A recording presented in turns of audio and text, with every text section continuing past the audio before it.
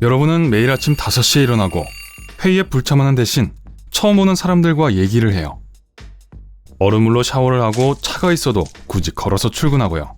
친구들은 여러분을 이상하다고 생각하지만 어쩌겠어요. 부자들이 사는 방식인걸요.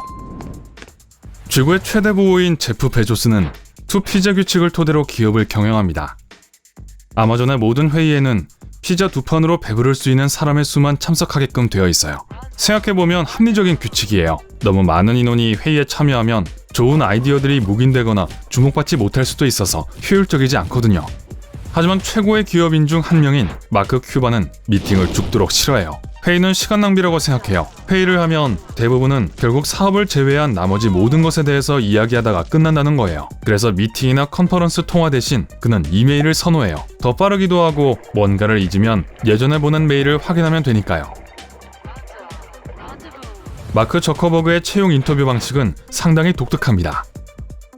페이스북 창업자는 면접 대상자들과 사무실에서 만난 후 산책을 하면서 함께 기술 혁신에 대해 이야기한대요. 상당히 특이하다고 할 수 있지만 사무실에 앉아서 5년 후에 자신을 상상하라는 질문을 하는 것보단 밖에 나가서 상쾌한 공기를 마시는 게 더 좋은 생각 같기도 해요. 억만장자들은 시간과 자원의 효율성을 위해 일을 분산할 수 있지만 레리 페이지의 생각은 달라요. 구글의 공동 창설자는 한 사람이 뭔가 잘하는 게 있으면 그 일을 다른 사람에게 맡기지 말고 전부 해야 한다고 믿어요. 혹시 일에 서툴러서 연습과 훈련이 더 필요한가요? 그렇다면 직접 하세요. 페이지는 한 가지에 몰두하면 그 능력이 강해진다고 확신해요. 돈이 많으면 세계의 모든 진미를 맛볼 수 있겠지만 모든 부자들이 그러는 건 아니에요. 오히려 더 엄격하게 관리하기도 해요. 스티브 잡스는 오랫동안 과일과 당근만 먹었어요. 그게 건강한 식단이라고 생각했으니까요. 트위터와 스퀘어의 최고 경영자인 잭 도시는 일주일에 7끼를 먹어요. 맞아요. 하루에 한 끼씩이요. 그는 찬물로 샤워를 하고 걸어서 출근을 해요. 두뇌 기능과 건강을 위해서 그렇게 한대요. 음식을 적게 먹으면 경영에 몰두할 수 있고 매일 몇 킬로미터씩 걸으면 건강해지죠. 게다가 하루 2시간씩 명상을 하고 헬스장 대신 7분 운동 프로그램을 하며 몸을 가꾼대요. 정말로 성공한 사람들은 부자인 척 하지 않아요. 많은 사람들처럼 비싼 명품 옷은 입지 않아요. 사실 외형적인 요소로 주목을 끌고 인상을 남기려는 사람이 있다면 부자가 아닐 확률이 높아요. 예를 들어 마크 저커버그는 매일 단출한 티셔츠와 청바지를 입어요. 그를 실제로 길에서 보게 된다면 그가 가장 부자인 사람 중 한 사람이라고는 믿기 어려울 거예요. 하지만 이 간단한 생활 방식 덕에 저커버그는 무엇을 입을지 고민하면서 시간을 낭비하지 않고 더 중요한 일들에 신경 쓸 수 있어요. 스티브 잡스도 간단한 평상복을 즐겨 입었어요. 우리 모두 스티브의 검은색 터틀넥과 평범한 청바지를 기억하고 있어요. 게다가 옷을 고르느라 시간을 낭비하고 싶지 않았어요. 그나저나 부자들과 성공한 사람들은 자신감이 넘치기 때문에 굳이 명품을 입을 필요가 없죠. 이케아 창립자 잉그바 캄프라드는 항상 소탈하게 생활했어요. 많은 돈을 벌었지만 항상 2등석 좌석을 타고 저렴한 호텔에 투숙했어요. 캄프라드는 1993년식 볼보를 오랫동안 몰았어요. 그는 돈 쓰는 걸 안 좋은 버릇으로 여겼어요. 우리 모두 계획을 하고 목표를 설정하라는 흔하고 지겨운 조언을 들어봤어요. 일론 머스크의 경우 본인의 일정을 5분별로 나눠서 생활합니다. 물론 그렇기 때문에 중요한 일들을 효율적으로 처리할 수 있어요. 하지만 그것보다 심리적으로 긍정적인 점이 크다고 해요. 하루, 일주일, 한 달, 심지어 올해 안에 이루어야 할 목표를 빼곡히 적는 건 너무 부담스럽고 무분별할 수 있어요. 5분 간격으로 계획하는 것이 더 현실적이고 우리 스스로도 실현 가능하다고 생각할 거예요. 우리들이 작업 공간을 쓰는 방법은 마사 스튜어트 혹은 알버트 아인슈타인의 방법과 비슷할 거예요. 스튜어트는 규칙을 정했는데 그의 직원들이 퇴근하기 전 책상을 깨끗하게 정리하는 거예요. 어느 누구도 머그잔이나 사진같이 개인적인 물품을 둘 수도 없었어요. 아인슈타인은 이렇게 물었어요. 어수선한 책상이 사람의 어수선한 정신을 나타낸다면 빈 책상은 무엇을 나타내냐고요. 그건 여러분들 스스로 생각해보세요. 취미가 있다는 건 항상 긍정적입니다.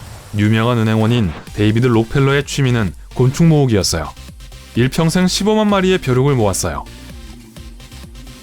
여행을 다닐 때 특이한 벌레가 보이면 항상 가지고 다니던 통에 넣었어요. 그는 많은 흥미로운 사람들과 만나면서 이런 경험들을 통해 삶을 더 긍정적으로 바라봅니다. 길에서 모르는 사람이 갑자기 미소를 지으면서 여러분에게 말을 걸기 시작하면 이상하게 생각하거나 겁에 질릴 수도 있어요. 하지만 능력 있는 투자자 헤일리 데이버는 매일 모르는 사람들에게 웃으면서 대화를 나눠요. 그러면서 긍정성과 활력을 찾았대요. 데이버는 스트레스를 자주 받는 성격이라 본인 스스로 생각에 사로잡히기 쉽대요. 하지만 우버 기사나 엘리베이터에서 만난 사람과 이야기를 하면 새로운 관점으로 문제를 바라보게 된대요. 뉴욕타임즈 선정 베스트셀링 작가인 조나단 프렌제는 그만의 독특한 방식으로 업무 도중 집중력을 유지합니다. 그는 방음 처리된 스튜디오 안에서 모든 창문의 블라인드를 닫고 귀마개를 하고 불을 끄고 눈을 가리고 일한대요. 모든 시각적, 청각적 감각을 거세하고 나면 아이디어가 떠오르기 시작하고 그제서야 펜을 잡을 수 있대요. 걸어다니는 대기업 워렌 버핏의 총 자산 가치는 740억 달러로 포브스에서 네 번째죠. 그는 하루에 80% 정도를 독서로 보냅니다. 독서를 통해 정신이 맑아지고 집중력도 유지할 수 있대요. 그는 책에서 얻은 정보를 통해 굉장히 중요하고 성공적인 재정적 선택들을 할 수 있었어요. 리차드 브랜슨은 버진 그룹을 창립한 억만장자로 새벽 5시에 하루를 시작합니다. 운동을 하고 명상을 하면서 신체와 두뇌를 미리 깨우고 단련하는 거예요. 성공한 많은 사람들은 아침을 어떻게 보내느냐에 따라 그 하루의 생활 패턴이 정해진다고 믿어요. 그나저나 리차드 브랜슨이 제일 좋아하는 스포츠는 카이트 서핑입니다. 자유와 짜릿함, 그리고 자연과 하나 되는 느낌이 좋다고 해요. 오라클 창립자 레리 앨리스는 아드레날린을 생산하면서 휴식 시간을 보내요. 그는 산악자전거와 서핑, 그리고 익스트림 스포츠를 즐깁니다.